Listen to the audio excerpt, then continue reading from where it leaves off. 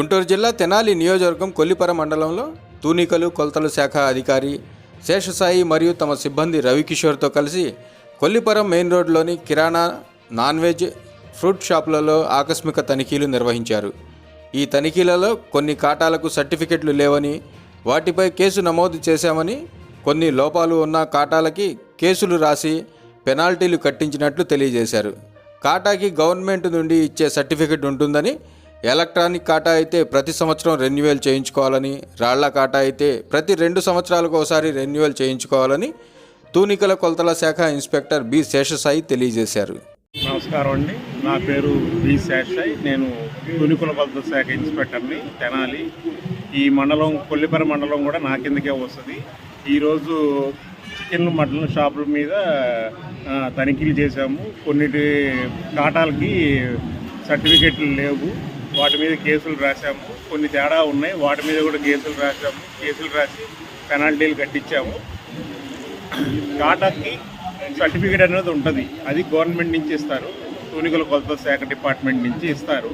అది ప్రతి సంవత్సరం ఎలక్ట్రానిక్ కాటా అయితే ప్రతి సంవత్సరం చేయించుకోవాలి, రాళ్ల కాటా అయితే 2 సంవత్సరాలకు ఒకసారి చేయించుకోవాలి.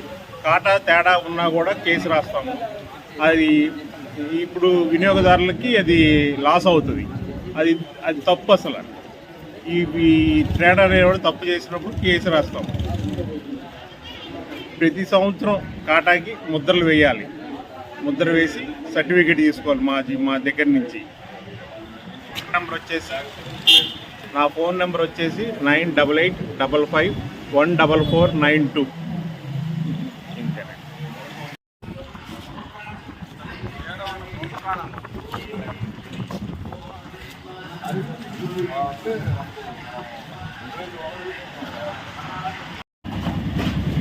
అన్నీ ఒక షాపు మాంసాహారాలు మొత్తం.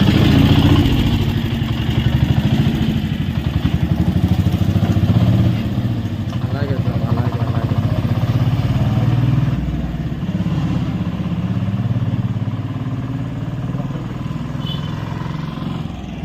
పెట్టింది అది కాదు, ఇది కాలేదు కాదు.